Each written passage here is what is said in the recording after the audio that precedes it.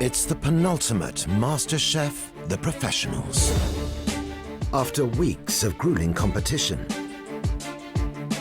only the 4 best chefs remain. Now, the battle intensifies for a place in the final 3 and a chance to cook at one of the country's best restaurants. It's a massive day. Placing the final 3 would mean the world to me at the minute. It's been such a long journey. I want to go that bit further, but pressure's really on. Definitely the biggest day of my career to date, so yeah, all guns blazing. It's been a hell of a ride, and like this close to get to the final 3. I really, really wanted.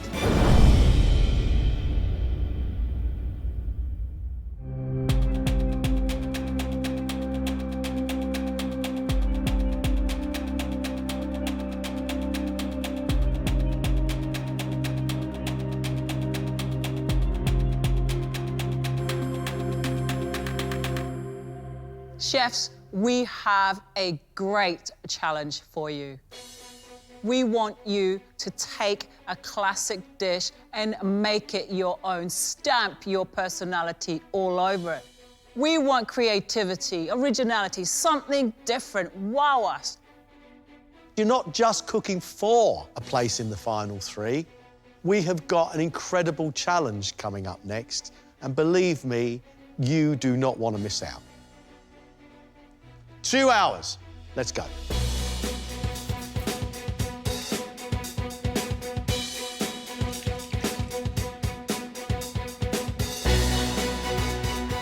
Private Chef Dan has captivated the judges with dishes inspired by his travels and heritage, including his trio of dim sum at Chef's table. Oh, it's a huge day. I need to get it right. And these guys are going to bring absolutely everything, so I need to do the same. Dan, how are you feeling? I'm feeling very nervous. I've gone a bit rogue today, so that's kind of playing on my mind. What are you doing? I want to know now. I've gone away from the Asian flavours. My dish is based around a caprese salad. Basil, tomato. Mozzarella. Seriously? Yeah, and on the side, onion ash cracker with cured mackerel and strawberry tartare with a bit of Szechuan pepper in there. Whoa. Yes. Back up there, back up. Is going rogue at this point of the competition a wise move? Why not? I'm here. I'll go all in. Not your simple tomato, mozzarella, basil salad we got here. Dan is putting a twist on it. He's making a tomato consommé. We've got pickled and marinated cherry tomatoes, a mozzarella cream. He's taken the basil part of the salad and turned that into a foam. Onion ash cracker will sit on the side, and on there you're going to have a cured mackerel and strawberry tartare. Strawberries in this dish, I have to question. Why? Head chef Daniel has delivered stunning Portuguese-inspired dishes, but he failed to live up to his own high standards at Chef's table. Today is a very, very big day, especially after the performance on the last round. Literally, I have one opportunity. What's your dish? I'm gonna have a take on bouillabaisse. On the side, gluttony toast, a grilled toast with whipped butter and sea urchins. What is it about fish that appeals to you? I grew up very close to the beach, going in the markets, meeting the fishermen. That, for me, it's really who I am. Daniel's dish is a take on a classic bouillabaisse. It is a French fish stew. The most thing that I'm worried about is not getting that broth right. If that's not right, there's nothing. We have got some pan-fried sea bream. It's got fennel, saffron potatoes and tomato elements going into this dish. And sea urchin on toast. Yum. We've got all the ingredients for a bouillabaisse, but have we got the ingredients for a classic bouillabaisse reinvented? We'll soon see. You have 30 minutes left. 24-year-old senior chef de partie Liam has consistently impressed with his precise, skillful cookery, but struggled in the last round with his dessert. My classic reimagined is going to be a beef and oyster pie. I mean, for me, beef and oyster goes way back. It's a proper classic. It stood the test of time. It stood the test of time for a reason, so I don't see why it won't work here. Explain the dish to me, please. We've got a roasted fillet of beef, oyster and braised beef cheek pie steer. What's a pie steer? Well, I'm making a mix between a pie and a pastilla, so I call it a pie steer. Why not? I've had pastillas before. They're North African, right? Does originate from North Africa, beef and oyster. Why not put it in a pastilla? Beef has to be beautifully cooked, moist and juicy, full of flavour. Crispy oyster on the dish too. We've got an oyster emulsion, so you're going to have more flavour of the oyster coming into the dish. I also love the sound of this little pie steer. He's filling that with beef cheek and oysters. I mean, this just sounds yum. Private chef Aaron has had a strong competition, and he wowed the guests at chef's table with his lamb main course. I'm going for a dessert today, just to show another string in my bow. Just hope it pays off. Aaron's dish is a tartare. I am a massive fan of this dish. To get this right today would mean the world to me. There's a lot riding on this. There's a lot of skills I need to nail. A lot of things that need to be perfect, really. How are you going to make it your own? The tartan apples will be cooked in a copper pan with caramel. Hopefully look like a rose. We're not going to put a pastry lid on it today. Today is going to be a puff pastry ice cream instead. Whoa. We're still going to have the crunch of the puff pastry, though. I'm going to do like a milk tweel on top. It's a world-renowned classic, and if I can do it justice and maybe put a little bit of fun in there as well, then I'll be happy.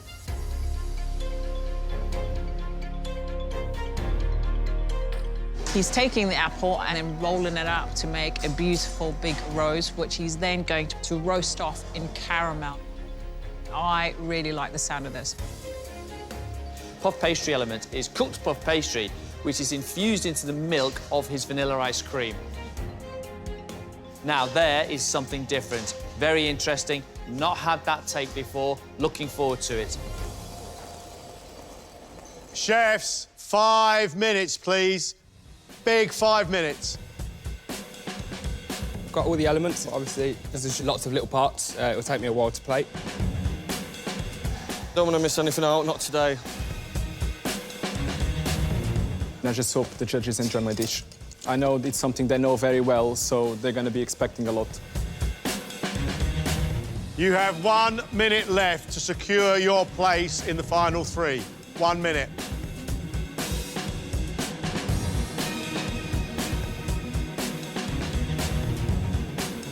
That's it. Your time is up. Yeah. Got there in the end. To secure his place in the final 3, Dan has served his take on a classic Italian caprese salad, a set tomato consommé with tomatoes marinated in garlic and thyme, mozzarella cream topped with toasted pine nuts, finished with a basil foam, Wow. wild garlic flowers, I think that looks fabulous. with a cured mackerel and strawberry tartare served on an onion ash cracker.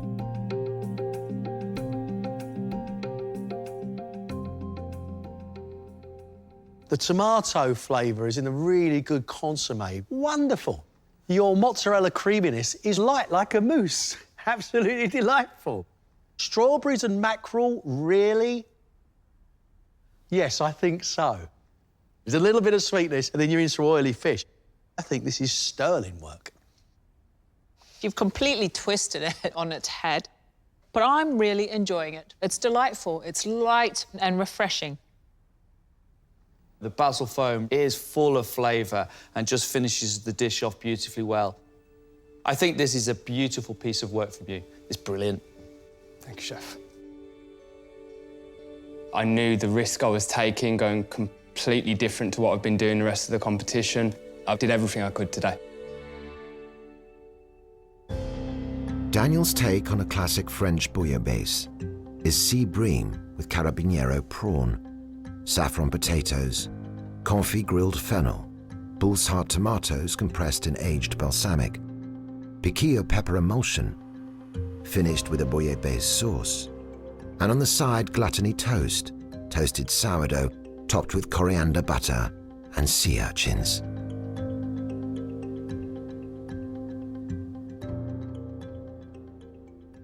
There is fantastic flavour in this dish.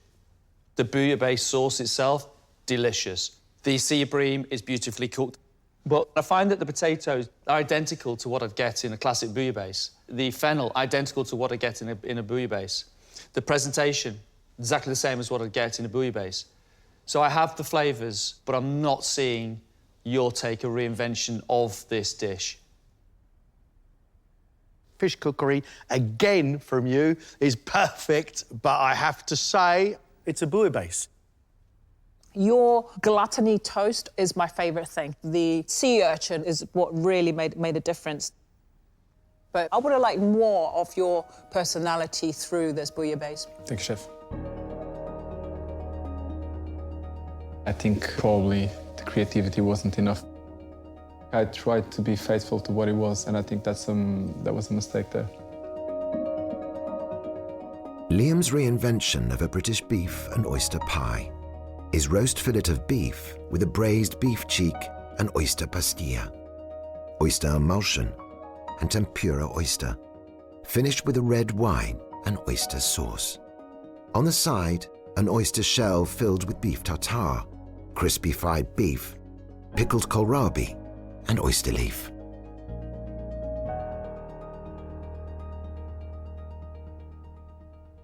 Fillet of beef, cooked beautifully, oyster with the lightest of batter, delicious. In that little pie, we've got some really unctuous bits of cheek and even juicier bits of oyster. Dipped inside that sauce that's still got some sweetness to it is delightful. I keep dipping into this oyster emulsion. It's indulgent, it's full of flavour of the oysters, and it brings it all together. The tartare with the crispy beef takes the dish to another level. It's just delicious. Thank you. Every mouthful of this plate is beef and oyster, lapped up by a stunning red wine sauce. Once again, another cracking plate of food from you. Well done, you. Yeah, absolutely buzzing to get to this stage and get feedback like that. I'm so excited. I'm buzzing.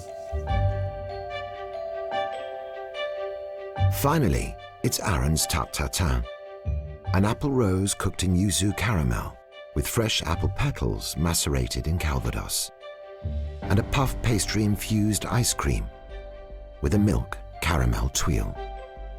It looks nothing like a tarte-tatin, but it looks fantastic.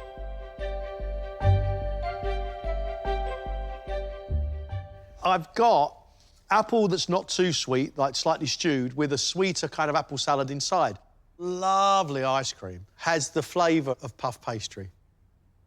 But these brittles on top are more sugar. So it's really getting very, very sweet in there indeed.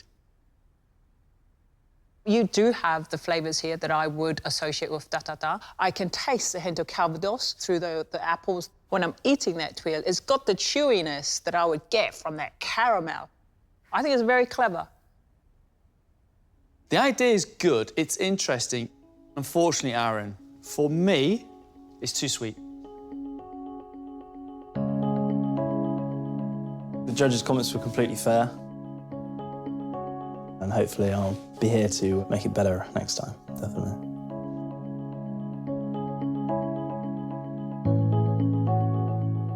Great round, great dishes, great invention, fabulous food. This is when it gets really tough. We've got 4 great chefs in the kitchen, but we've got to lose one of them. I thought Dan's dish today was actually exceptional. It was a huge risk, but also very clever. It was a smart, intelligent cookery from Dan. Liam's dish, I thought, was beautifully executed. A take on a steak, an oyster pie. The little oyster shell on the side with the beef tartare was great. That was just delicious. Are we putting Dan and Liam through to the final 3? I thought those 2 chefs really did stand out today. Daniel gave us a nicely cooked bouillabaisse. I have to say my favourite thing about this was the toast, but it didn't blow me away. Technically nothing wrong with it, but we were looking for a reinvention of one of the classics, and I didn't see that there today. Right, now Aaron's take on a tarte tatin. Very clever, very inventive. I thought it was a beautiful-looking dish. It was creative, and I loved the flavours of it. Aaron's take was without doubt different, but I found the dish too sweet. I didn't enjoy it as much as I thought I would. Today wasn't my day. Hopefully that's not the demise of me, but we'll see. It means a lot, especially at this stage. Good plate of food, but did it hit the brief? All four of these chefs could be cooking in the final. You know, they've come such a long way.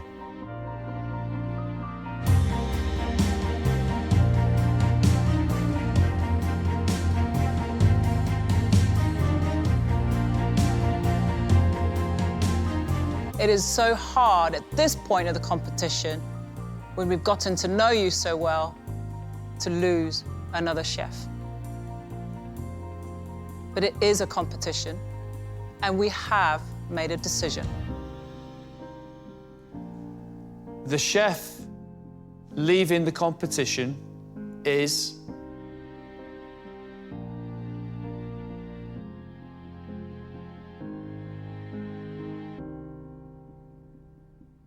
Daniel. Thank you very much for everything. You have had an exceptional competition, Daniel, and I can't wait to one day come and visit you in your restaurant. Thank you for the journey. It was unforgettable. Thank you very much. A bit disappointed, but also extremely happy for the experience from the beginning till the end. Journey has been absolutely incredible. I'm very, very grateful for everything. Awesome experience.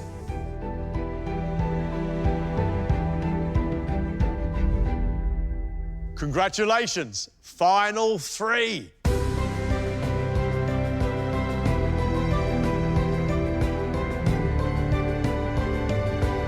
We are now going to give you an amazing opportunity to push your food even further. We are sending you to the London restaurant of the world's most acclaimed living chef. You are going to the restaurant of Alain Ducasse. Sweet. Take it all in, be brilliant, do not let us down. Mate, that's going to be sick. It's going to be insane. Ducasse. Buzzing.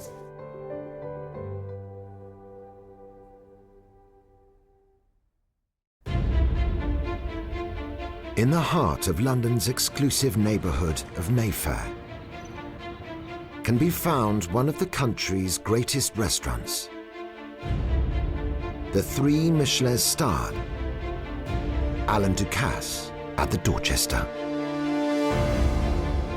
With an empire of world-class establishments that span the globe and an astonishing 17 Michelin stars to his name, Ducasse is one of the most celebrated chefs living today and has set the standard of modern European cuisine.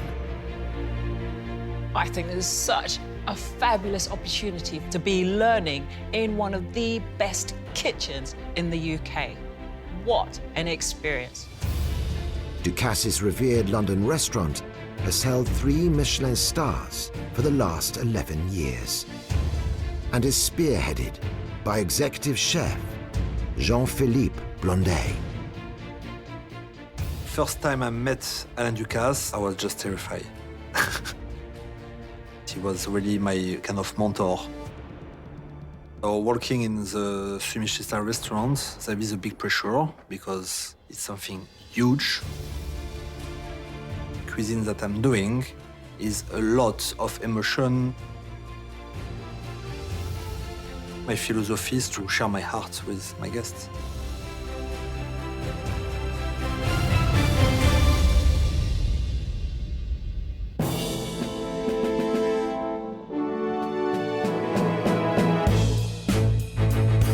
It's a 3-Michelin-star restaurant, arguably one of the best in the world.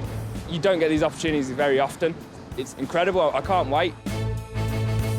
I'm a little bit nervous, to be honest, walking in there. Massive name above the door, and there's a massive amount of history in that place. Just want to get in there and get stuck in.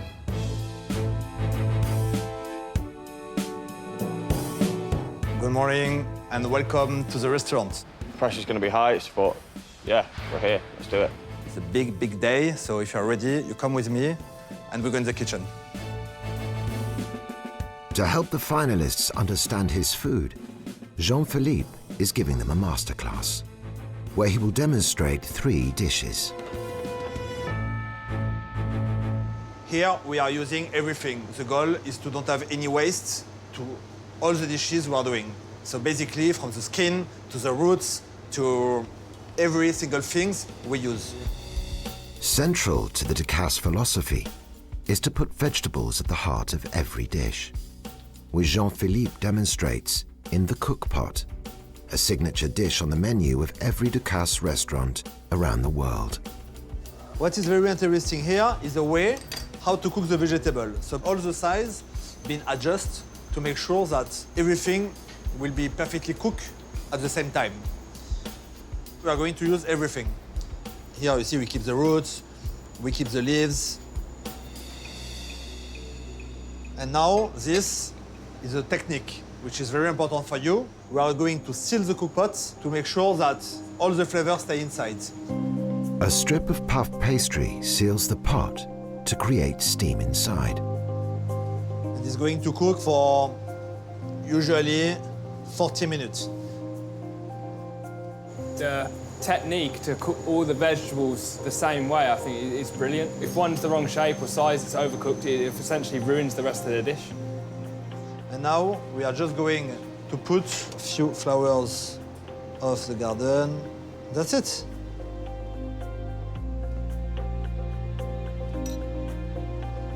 We're here to create memory to our guests, you know, to give them something that they can have in their head forever. Not that my mum ever cooked anything like this, but it does remind you of home. It gives you that centering sort of comfort. Yeah, it's amazing. So the next dish, it is a langoustine, berries, and nori leaves. In that recipe, what is very important is this object. It's a Japanese mortar. You're not going to cut the ingredients, you are going to crush them. And when you are going to crush them, you will have a different flavor coming through. Mastering traditional techniques to extract maximum flavor from any ingredient is also key to working in the Ducasse kitchen. We are going to do a kind of paste. We like acidity, we like bitterness, we like taste that gets some character. What do you think? I think it's crazy. I've never seen anything like that before, and it tastes incredible. So langoustine, we just cook it for 1 minute. So after we are going to add the pea. This basically what you do, you are just create a small garden. So we have a teapot. We are going to put all the garnish inside, and basically is all the leftover or the waste. And we are going to do one infusion à la minute. It's a pretty surreal experience being here in this kitchen, listening to what chef's got to say, showing us his philosophy. I've got to pinch myself while I'm listening to this guy, so it's incredible. Elevating popular French dishes to 3-star status is one of the hallmarks of the restaurant. The final dish of the masterclass is Jean-Philippe's take on the classic French salad, celeriac remoulade. Used to be my favorite salad when I was young, and I used to be so happy when I had this salad coming. The celeriac is paired with Dorset crab to give the dish an extra layer of luxury. The dish that my mom used to do like Sunday, basically. Just with celeriac, there is no crab inside, there is no like a simple way. And after, we are going to use the caviar. Just a little bit of caviar then, chef. Yeah, just a little bit of caviar.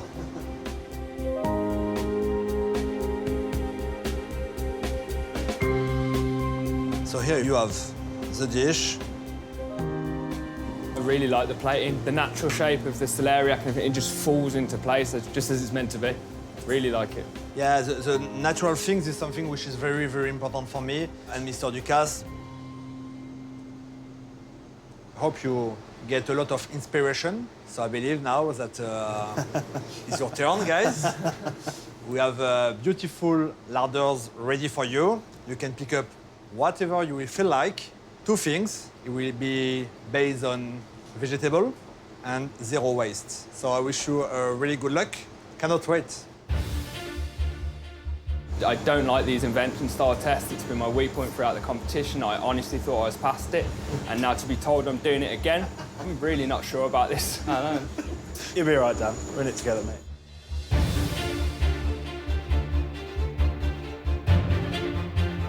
They're amazing. All fresh, all lovely. Loads of good smells and aromats coming off them. The larder I've given to the chef is quite complicated because there is no dairy, there is no protein. It is challenging, but if you get inspired, can create something unique. The finalists now have 1 hour to create a dish inspired by Jean-Philippe's philosophy. So the inspiration behind the dish is watering tomatoes at my granddad's house. Used to have a greenhouse. As soon as you open the door, you know, you got that warmth from the tomato skin and the vines just filling the greenhouse with this beautiful perfume. So that's what I want to try and recreate. Meanwhile, Liam is salt baking root vegetables, This is going to go into the oven and cook for about 20 minutes, I think. which will go with a broth inspired by a childhood memory. After school, go around to my grandma's house. I would walk into the smell of vegetable broth cooking. So the inspiration for this dish is for my sister's 21st birthday. I took her to her first Michelin-star restaurant. It was in Birmingham by Akhtar Islam, and he did a dish just purely based around carrots. It was probably my favourite vegetable dish I've ever had. I'm going solely carrots, but I'm hoping I can get different textures and flavours out of them and really bring them to life. I'm going to make like a little almond, sunflower, pea and basil condiment. My granddad had a pot of mint and a pot of rosemary that would religiously grow in the garden all year round. So the mint and the rosemary is going into this. To represent watering the garden, Aaron has made a fennel and onion water to be poured over the tomatoes at the table. I'm going to have some fig leaf, raw apple, a little bit of basil stalk, just to get like sort of like fresh perfume going through it. While Dan is working on one of his signature Asian-flavoured broths. All the trimmings from the carrot, I'm going to juice it all, and all that juice goes in towards the broth. My ginger trimmings, the lemongrass trimmings, they'll go into this broth, so I'm trying to use everything I really can from this.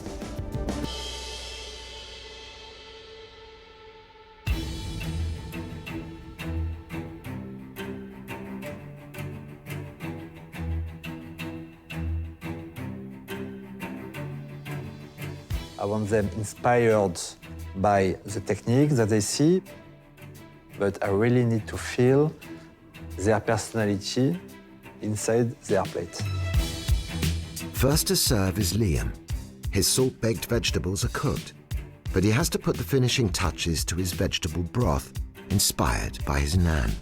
So I'm going to put some fresh herbs into this just to infuse last minute. And then I'm going to use the carrot tops and the radish tops as well, something I've taken on board from before as well. He's also making a side salad of raw and pickled radish and carrot.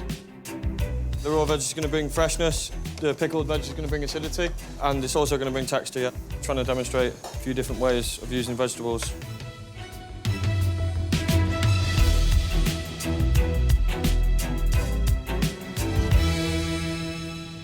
A little bit daunting, to be honest.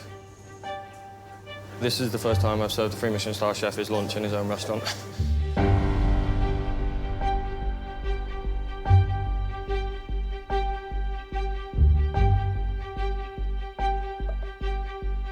Liam has served salt-baked carrot, turnip and baby beetroot with vegetable broth made from trimmings split with a parsley oil, and a side salad of raw and pickled vegetables and carrot tops. This dish is inspired by going to my grandma's house for vegetable broth after school. It smells good already. Cooking of the carrot is nice, full of flavor. Salad. I mean, it's good, it's fresh. I've got a bit of acidity coming. I like it, it's good. It's been an honour cooking here and have you show us some of your incredible dishes, and yeah, just a massive thank you, really. It's a pleasure. Thank you.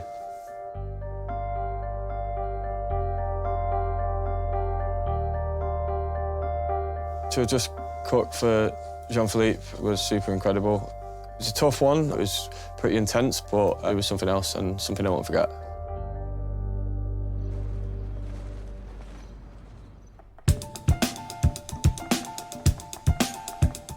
Back in the kitchen, Dan's carrot elements are coming together. I've got a little pickle over there made using rice vinegar and apple juice.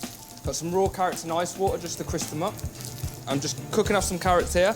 I'm gonna just put a bit of sea salt in them, finish in the oven. I'm really happy with the broth. I hope Chef is as well, but we'll wait and see.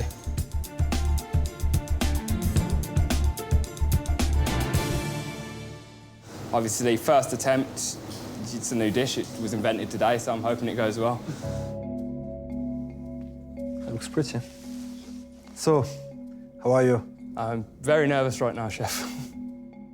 Dan has served a carrot and ginger puree, topped with roasted, pickled and raw carrots, an apple, carrot and lemongrass slaw, and a broth made from juiced carrot, ginger and lemongrass trimmings with chopped parsley. So it smells very nice.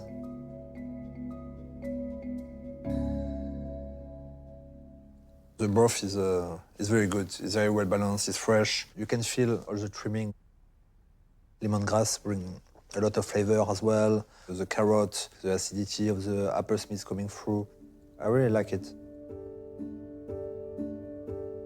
Do you feel better? I feel a lot better now. I can breathe again. I'm relaxed now. Thank you very much, Chef.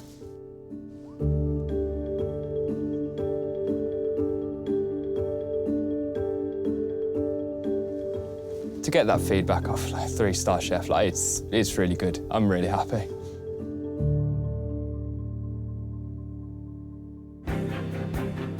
Aaron is last to serve. The minimising of the waste, the simplicity of it, the clarity of flavour, they're all things that really sort of resonated with me. Got some fresh almonds and then just some summer herbs, flowers. Yeah, I think it looks good. I hope all the flavours go together. Try to capture what we learned today and sort of put my spin on it.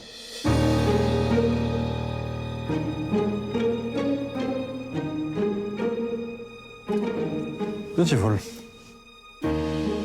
Aaron has served marinated tomatoes dressed with an apple and fennel vinaigrette, fresh almonds, garden herbs and flowers, sat on a condiment of basil, peas, sunflower seeds and almonds, with an onion fennel water, flavoured with fig leaf, rosemary and mint. My granddad had a greenhouse where he grew tomatoes. Walking into the greenhouse and watering the tomatoes was something that we did together. So yeah, that's my homage to that. The condiment is very nice. It's very pleasant, well balanced. The consommé is great. I think if you have a bit of more time, you could have make it more clear. It was very great for me. I want to finish with a great dish like that. It's been amazing. It's going to stay with me for a long time. Thank you, Chef. Thank you.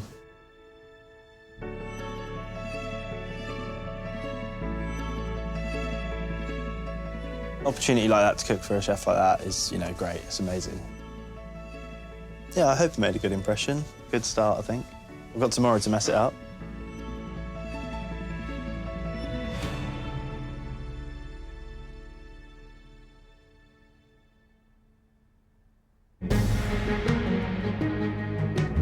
It's day 2, and the finalists are about to face the biggest challenge of their careers.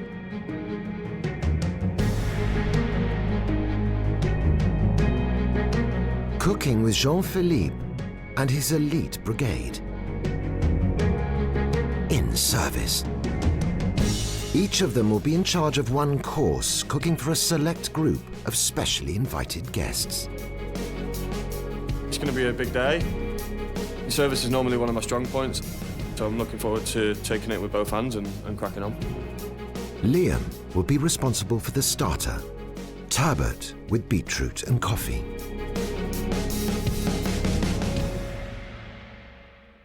Good morning, how are you today? A little bit nervous, but ready to go. We start first with the beetroot. To create the delicate beetroot element, Liam will have to prepare the beetroot 2 different ways. First, you have one going in the oven. The goal here is to remove the water from the beetroot. You have another beetroot that you are going to cook inside the charcoal to give a bit of taste, lightly burnt. So we want to have something with character. The barbecued beetroot is made into a condiment with coffee and horseradish and is rolled within the sliced roasted beetroot. This is a wild fennel flower. So the turbot just roasts lightly. It can go very fast over. Yeah. So we need to be careful the way how we are going to cook it. To balance the complex flavor profiles, the dish is dusted with ground green coffee beans and finished with a sauce made from the turbot trimmings, beetroot, and espresso coffee. It's coffee and beetroot, but it's not like in-your-face coffee. It's coffee that balances out the sweetness of the beetroot. Love the dish. While Liam gets to work filleting the 8-kilo turbot, I enjoy filleting fish, but I've never quite done it under this amount of pressure before. Aaron has begun prepping the main course. Pigeon with sardines stuffed aubergine. It's one of the most complicated dishes that I think I create. There is a lot of things going on here. In service, Aaron will have to perfectly cook every pigeon to order. You have to roast it perfectly. The skin very crispy, all color everywhere. You will have to remove both fillets perfectly. We're going to finish with the buns of sardine because we use everything. Clean the bun, fry it. Like that, you can just eat it like a crisp. This is going on the plate.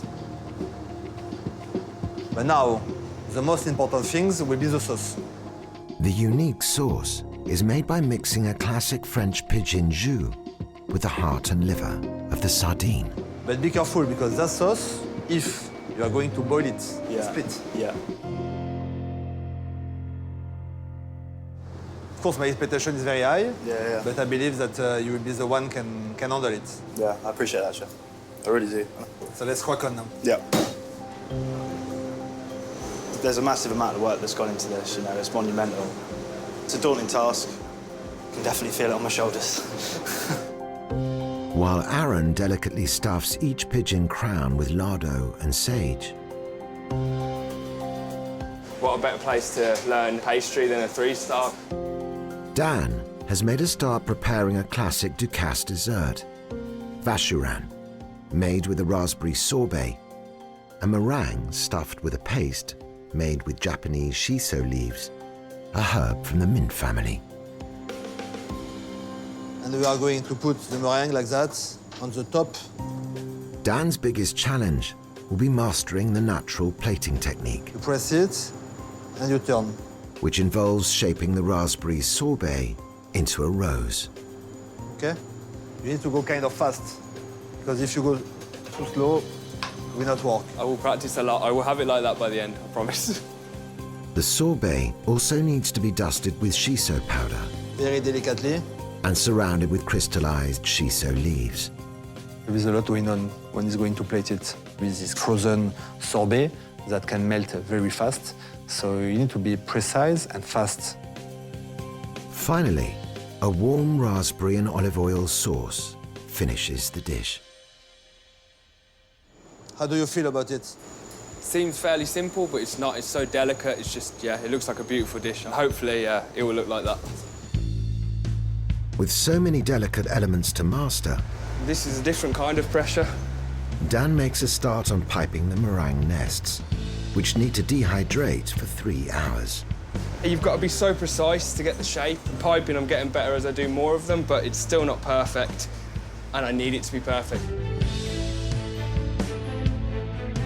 There's 2 hours before the guests arrive. Liam's turbot is almost prepped, and it's time to start work on the most challenging part of the dish. So this is the turbot sauce with the beetroot and the coffee in it. It's something I've never seen before, a sauce with coffee and beetroot, but I've tried it on a plate and it absolutely works, so yeah, I'm buzzing. So Liam, did you try the sauce? Yes. Yeah, just try it. I think it's very good. Now you will have to pass it. You see there is this small fat coming up now, so you have to remove it because you have something very pure, okay? On the main course, Aaron is using the pigeon bones to start his sauce, and also has his aubergine garnish underway.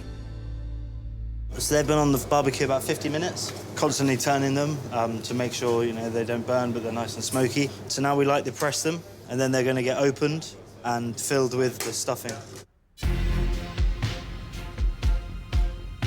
Back in pastry, Dan is putting the finishing touches to the meringues, and can move onto the crystallized shiso leaves. So what I'm doing at the moment, I'm dipping these shiso leaves in a syrup. Then we're going to dehydrate them so they go nice and crispy for the dessert. Yeah, shiso is quite strong, but it's also quite a fresh flavour. First time ever using it in dessert, but like it works fantastically.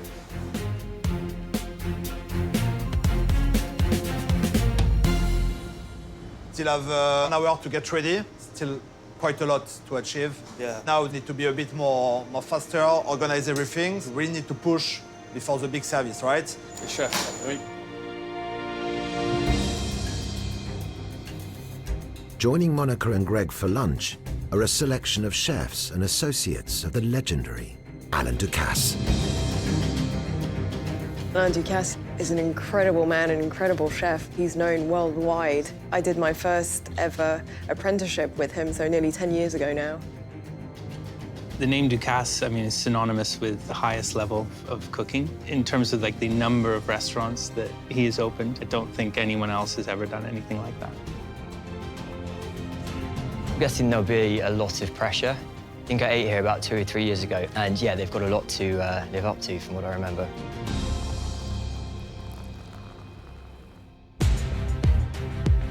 Back in the kitchen, preparations have kicked up a gear. So we're making the beetroot condiment, which is going to go in the middle of the roll. It's pretty intense having every move watched by the guys that are in here. I mean, they're at the top of the game and I just don't want to make myself look like a fool, to be honest. It's a bit true. It's inside the mortar, not the jacket, right? Chef, there's a little bit left in the bowl, but most of it's all over me. Yeah. So we're just grilling the sardines. It's going to get passed through a tammy and then mixed through the aubergine to stuff back inside of the grilled aubergine. It's a lot of work for the aubergine. There's a lot of steps involved. Yeah, you've just got to make sure you're on top of it. So right now I'm making a sorbet, set in them trays and then give the little rose curls a go, which I'm still dreading. So this is probably the easiest part right now.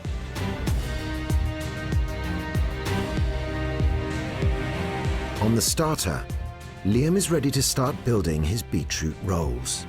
So this is the salt-baked beetroot. We've sliced it really fine and then dehydrated it for half an hour.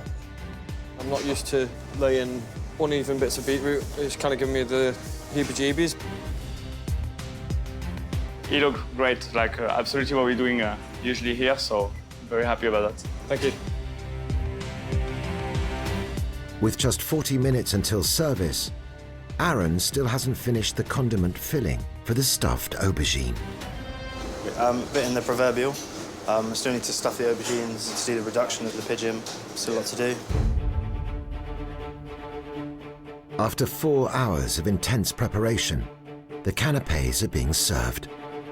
Oh, that's beautiful. And service is finally upon them. Ready to go? I mean, ready as I'll ever be. I'm feeling good, a bit stressed, obviously, because, you know, it's very challenging for me to try to serve all these guests, you know, with this kind of new team. I need to stay very focused and make sure that we are going to deliver the right quality. Jean-Philippe is such an amazing talent that is running this 3 Michelin kitchen. And he's putting all his trust in our 3 finalists. This is no leaf left unturned in the pursuit of absolute perfection. Liam, start to serve in 5 minutes. Allez, let's go. Turbot, plancha hot. Liam now has to perfectly sear the turbot Nice caramelization all around. before finishing it in a pan of foaming butter. Liam can cook fish well. We know that. We've seen him do it. But this is serious pressure. Be careful about the coloration. Yeah. I just want light color. Huh? Enough? Yeah, no more. This is good. And this is a bit over. You see the difference? Yeah. So the first one is good, the second is a bit too much. We start a new one. We're not going to serve this one. Yeah. Chef doesn't want too much colour on the fish, so it doesn't take even 30 seconds on one side, and then just a little baste in the pan, and that's good to go. It cooks so fast. Okay, all the canapé is gone. So now you can start to roast the pigeon. Be careful with the color, not too hot. Okay, let's go, let's go, let's go. Aaron has to keep the pigeons moving so that every inch is evenly golden. First time I cooked meat like this. Just got to understand completely what's going on inside that pan. Make sure that it's color everywhere. Understand. Allez, allez, allez. Make sure to don't over-caramelize this one.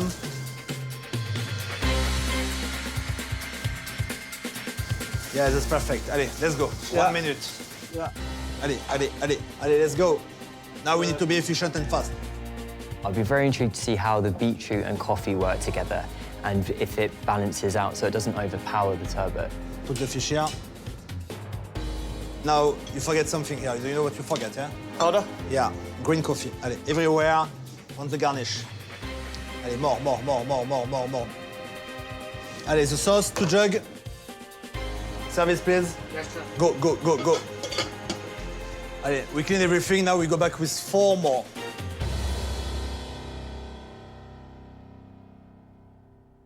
I think this dish looks amazing. It just really looks so delicious. The first plate was okay. Now I want the cooking sharp. You understand the color? Wait. Stay focused. Last plate, I want it perfect, right? Wait. The pressure is now on for Liam to get the remaining dishes out to the dining room as quickly as possible. We've got a bit more expectation now for the second round because it knows everything perfectly, so let's see. 2 minutes and a half left. Not overcooked, don't forget, it's going very fast. Wait. Perfect. Okay, the cooking is great, the coloration is beautiful. We need to go faster. Allez, the sauce now.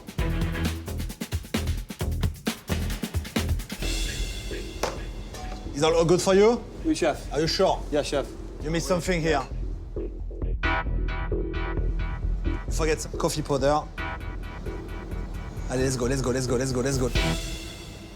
The fish, the cooking is great. I'm very happy because the last dish is perfect. Oui. Thank you. Oh, wow. It is such a delicious dish. I mean, I can only imagine how much work has been put into creating that beautiful piece of beetroot there. And the sauce is just out of this world. I think the coffee, it's balancing in there altogether, and it's doing what it needs to do without being kind of overly pronounced. This dish is definitely all about the beetroot. The consistency and the texture of it is amazing, but it doesn't overpower the turbot, which was perfectly cooked. Blending of strong beetroot and coffee with this fish is beautiful. Really, really clever. I think Liam has done a great job here. The experience has been amazing from start to finish. I'm definitely going to be taking what I've learned here forward. Everything that Jean-Philippe's taught us, yeah, been incredible. Okay, Aaron, now the fish is gone. It will be your turn. So go, your pigeon. I want it crispy. Huh? Let's go, it's now. A beautifully cooked pigeon for me is done on the bone. The skin has got to be beautifully caramelized. A nice foaming butter. Huh? Let's go. Your touch has got to be absolutely spot on. It's got to be cooked, but too much and it's ruined. Focus on your sauce now. Allez. While the pigeon rests, Allez. Aaron has to perfectly balance the sauce This is a big, big step of this dish. with the intensely flavoured pigeon and sardine offal. Fast, fast, fast. What is a sardine doing with a pigeon? That intrigues me to the point where it almost shocks me. It's good. Now it's time to take care about your pigeon now.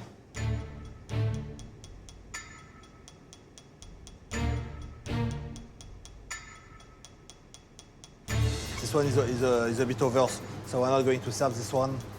With one of Aaron's pigeons overcooked, See, this one is much better. he needs to work quickly Let's go, we are late now. to get all the elements plated hot and on time.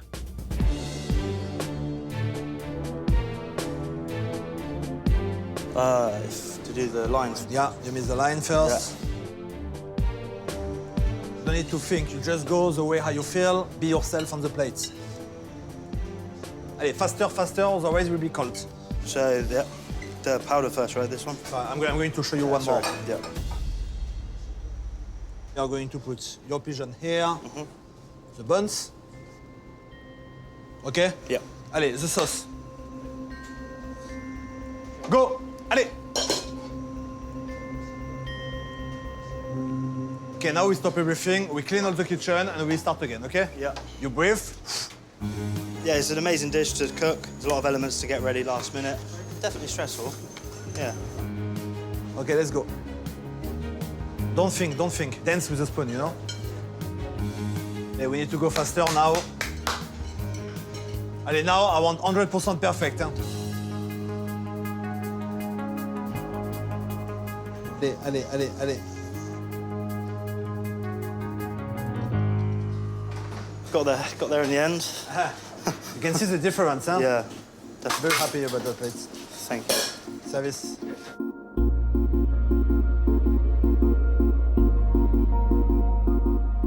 That is quite extraordinary. Beautiful dish. Different sorts of flavours. Sardines, sage, pigeon. But it works. It really works. Pigeon was beautifully cooked. Buttery, beautifully seasoned, and it had that sage stuffed under the skin, which really added the flavour. I went in to have a nice bite of the skeleton. It was definitely prepared correctly and gives a nice crunch to the dish. For me, it's the sauce that's kind of elevating this dish to something that's quite special. Fantastic. This is a real masterclass in capturing so many flavors. I really hope that, you know, Aaron could take some of this back into our kitchen. I think it's a massively hard dish to get right. You know, the cooking techniques I haven't done before. It's challenging, definitely. It was challenging.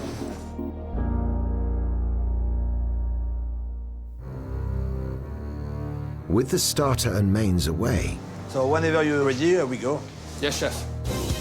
it's now all down to Dan to finish off the 3-star service. So here, be careful. When I worked for Alain Ducasse on the pastry section, these classic desserts are just tweaked, redefined. I just can't wait to see what he's done with this vacherin. And here we are. Now is the sorbet time.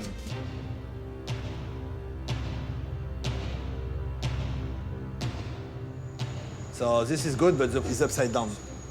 Okay, So you can do the same. You can go a bit more deep. Yes, chef.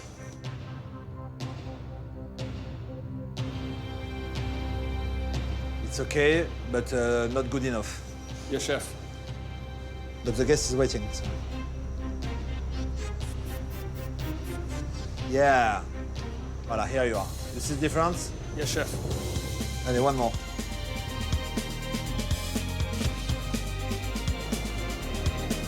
Yeah, fantastic. Look at that.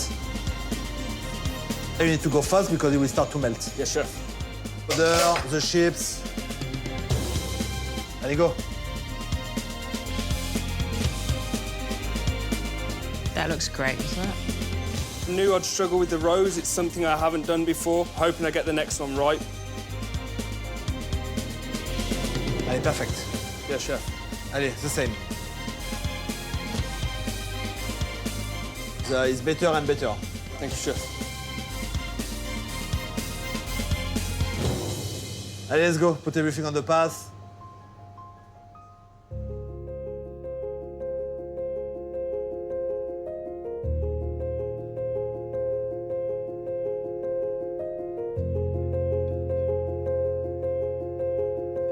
That sorbet is just stunning. I love the sharp notes of the raspberry. I think it's beautiful. When you break through it and you have all of that spoonful with the raspberry and the meringue and the condiment, it's just heavenly. Faultless, completely faultless. It's delicious. It's very light. Got to scoop the sorbet in a certain way. Pretty tricky to get that right. Dan loves a little bit of fusion, and this shiso in with meringue and sorbet is a perfect East meets West. This has got Dan written all over it, and he's done brilliantly well. Learned so much, and I'll take so much inspiration from here, and I might steal a few of your ideas, but I'll give you credit. It's fine. No, thank you so much. It's been incredible. Thank you. Thank you.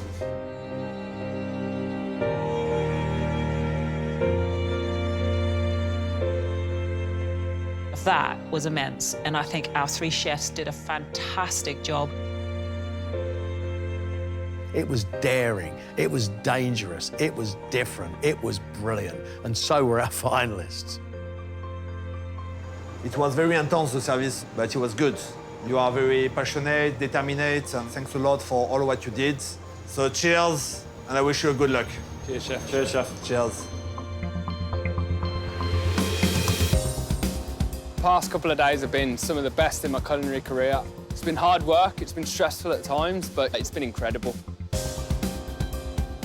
Money can't buy the experience we've had here. It's just one more step. I think I can take it, I believe I can take it, and I hope I do. So the whole process in this journey just grows you as a person, and I feel that's happened to me. It'll be sad to see it end, but it'll be good to put the cherry on top. One final cook-off. We now need magic. Whoever dares is going to lift this title.